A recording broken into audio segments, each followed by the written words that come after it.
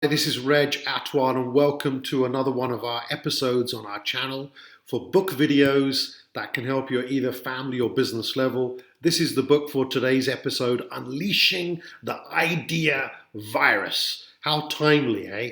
For a pandemic situation. Here we are in 2020. This book was put together and published in 2000, 20 years old. A foreword by Malcolm Gladwell. I'm sure some of you know the name, author of The Tipping Point. And Seth is a best-selling author. Another one of my classics in my library, which I love, is The Purple Cow. I'm sure you've read that book. But I thought it'd be timely to get this one out, have a reread this week, and share with you some of the things that I came up with in this book. It was pretty powerful.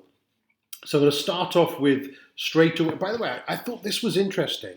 As I was looking at the notes for when it was published, year 2000, the company that published it, which I'm sure is connected to Seth, he's probably the owner of it, or co-owner, is a company called Do You Zoom, Inc.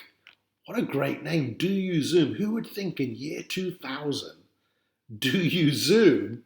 And here we are in 2020 where everybody is Zooming. Seth, you're unbelievable. I think that's a awesome name. Don't know whether you knew that this was coming. In the foreword by Malcolm Gladwell, I've got to read this because I think this is a really good start to the book.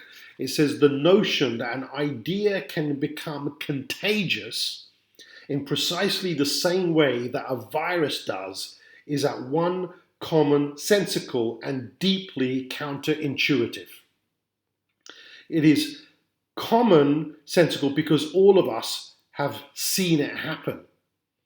All of us have had a hit song lodged in our heads, or run out to buy a book, or become infected with a particular idea without really knowing why. Would you agree with that? Let me know in the comment section. I think this is a good start to this book.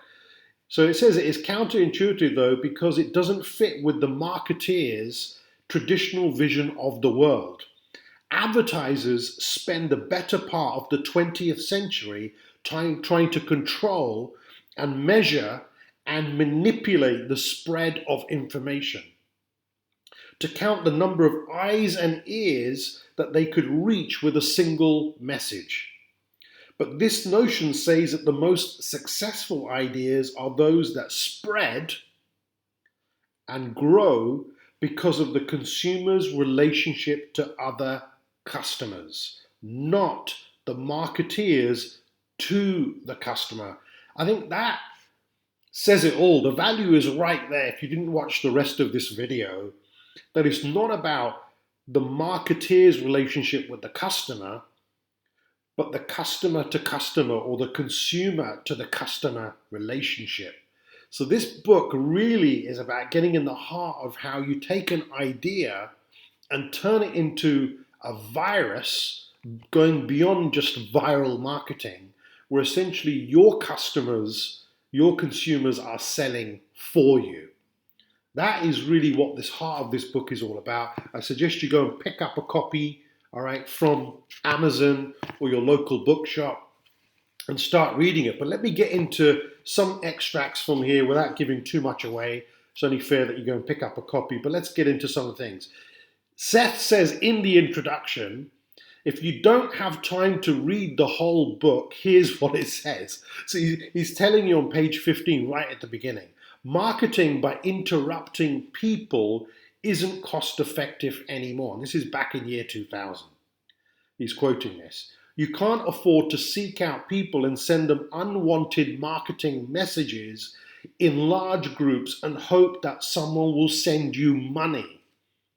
Instead, the future belongs to marketeers who establish a foundation and process where interested people can market to each other, ignite consumer networks, and then get out of the way and let them talk. This is well before Instagram, Snapchat, TikTok, even LinkedIn was in our faces every day, okay? This is in year 2000. So he says if you're looking for mind-blowing new ideas, you won't find them in this or other marketing books. guerrilla marketing, one-to-one marketing, permission marketing. These ideas are not really new, but they are thoughtful constructs that let you figure out how to do marketing better. The fact is, if we build factories as bad as we create advertising campaigns, the country would be in shambles. This book will help you better understand the time-honored marketing tradition of the IdeaVirus and help you launch your own. What a great start, okay? This guy has really cracked it because he gets you so interested in the first 5-10 pages of this book that you just got to read the rest, which is probably why he's been so successful with his books. There's a chart here on page 23. Some of you may have seen this with business presentations, which talks about how long it takes and years it takes to reach 50 million users. And if this was done in year 2000, I think to put it into context today, it probably takes hours. It says here years to reach 50 million users. The radio took 38 years to reach 50 million users. TV took 13, cable took 10, the internet took 5, and a company that some of you will remember, some of you may still have a Hotmail account, is Hotmail took a year. So imagine it took a year in year 2000 for companies like Hotmail around that time with data to get to 50 million users. What about today? There are people out there today who've got an idea, it goes viral through social media, and literally in hours, let alone days, we know through Instagram or YouTube. Gangnam Style is a good example, okay? It could be a video, a song, something that hits 50 million people in a day, let alone a year, okay? So times have changed, and this is what IdeaVirus and viral marketing is all about. It's got a couple of comments here. Key steps for internet companies looking to build a virus are: create a noteworthy online experience that's either totally new or makes the user's life much better, or make an offline experience better, faster, cheaper, so that the switching is worth the hassle. Have the idea, number 2, have the idea behind your online experience go viral, bringing you a large chunk of the group you're targeting without having to spend a fortune advertising the service. Fill the vacuum in the marketplace with your version of the idea so that competitors know how a very difficult time of unteaching your virus and starting their own. Achieve lock-in by creating larger and larger costs to switching from your service to someone else's. Get permission from users to maintain an ongoing dialogue so you can turn the original attention into beneficial experience for users and an ongoing profit stream. 6, continue creating noteworthy online experiences to further spread new viruses, starting with your core audience of raving fans. Some really, really good points there. Moving on in the book, the heart of the IdeaVirus, sneezes. It's got a picture of this guy sneezing everywhere. And so timely, because I'm looking at this and thinking COVID-19 is exactly what's happening right now. But obviously he's using that as a metaphor. He says some people are far more likely to spread an IdeaVirus than others.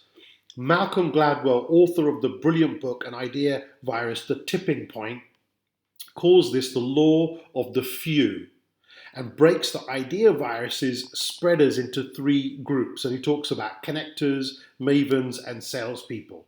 So there's a whole chapter here which builds on the rest of the book, which is all around sneezers, okay? Achoo, okay? The heart of the IdeaVirus is all around sneezers. So he talks about how to go about grabbing sneezers, what to do, how to incentivize them, motivate them, and the more powerful your sneezers are, the more likely that your IdeaVirus is really going to catch on and hit all of the types of customers that you want to attract. He's got questions here around IdeaVirus marketeers that need to be answered. Have we chosen a hive? And I refer to it like a niche, like a tribe, calls it a hive. Have we chosen a hive we're capable of dominating, yes or no? How likely are the powerful sneezers likely to adopt our virus? Do we know who the powerful sneezers are and how to contact them? Question mark. What can we do to our product to make it more virus worthy? Question mark. How are we prepared to reward sneezers sufficiently to get them on our side? And in the book, he talks about people are not just motivated by money, they're also motivated by recognition, significance. Ego has a play on it, so you need to decide which one would be right for your sneezers. 6, have you figured out what we want the sneezers to say? So he talks in the book about making it easier for them. What should they say to people? If you're just leaving it to them to say something, they may say the wrong thing, they don't know what to say, they can't be bothered. So make it easier, and he says, how are we teaching them to say it? I think that's really, really good.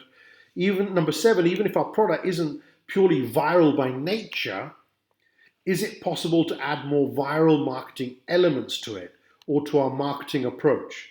Do we know how to get permission from people once they've been touched by the virus? He talks about this whole thing about getting permission from people, allowing you to then serve them, give them the information they need, and then they go and tell other people. Do we know what to say after we get the permission? Question mark. How smooth is the transfer of the IdeaVirus? Is it easy? Is it smooth transition to go from one person to the next? Or are you making it really difficult for people? Is our offering good enough to wow the hive? Do we have the resources and time to dominate this hive before others rush in and fill that vacuum, or niche as I call it? Have we built in multiple feedback loops so we can alter the virus as it moves and grows? And finally, have we identified the vector we want the virus to move into? And have we built the tools and plans to keep it moving in the vector we'd like? Wow. Then he breaks down each of these areas. Go full viral, how to do it, okay? Paying off certain people, okay, in an incentive referral well. Make it smooth for the powerful. I mean, it's packed. I'll cover a couple of more areas and we'll start to wrap up. If you're enjoying the video, don't forget to hit the subscribe button. If you're not a subscriber of our channel, we've got lots of other show series on our channel. Hit the like button. It helps our algorithm, helps reach more people. So please give that a go. So let me wrap up with one thing, okay? It says the heading is on page 204, towards the end of the book. It's a 224-page book.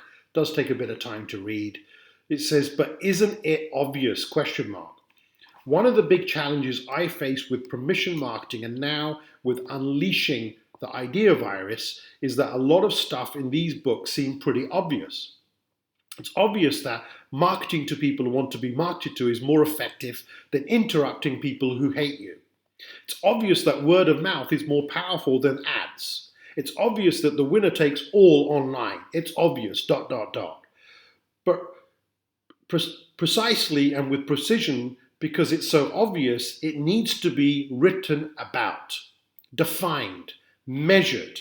Because it's so obvious, it's easy to fall into a 100-year-old habit and start doing business the old-fashioned, expensive but easy way.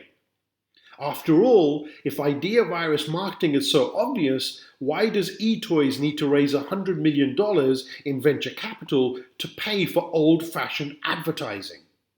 Why are TV networks having the best year in advertising revenues? Why do really smart businesses suddenly turn stupid when faced with ad opportunities? So he goes on here talking about, look, don't go the old-fashioned way.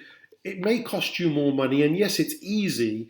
Really, there are better ways, more creative ways of spending less money, grabbing people's attention and making it easier for your niche market, your followers, your hive, your tribe, and get them doing the work for you to get in touch with other customers and consumers. So on that note, okay, as he says here, finally, today the world is suddenly very different. That was in year 2000. In 2020, it definitely is. Almost without exception, every single win on the consumer side of the internet has been due to marketing. And he says, when it comes to due to marketing, and the most effective part of that marketing is about the IdeaVirus. Hotmail, Yahoo, eBay, Amazon, GeoCities, Broadcast.com, Google. Some of these names we may not know today because maybe they've been acquired, no longer around, but some of them definitely are giants. As you notice, it doesn't mention Facebook, doesn't mention Instagram, doesn't mention LinkedIn, doesn't mention Uber, okay? The list goes on. All of them have succeeded because an IdeaVirus was unleashed and spread. So yes, the underlying tenets behind the IdeaVirus are obvious indeed, but executing against them, fighting the status quo, getting it right, that's not obvious at all. So on that note, I hope you enjoyed the book video. Go and check out the book. Go and check out Seth. I'll make sure there's some links also in the description area. Hit the subscribe button and don't forget to come back and watch more of our book video episodes. Thanks for watching. Bye for now.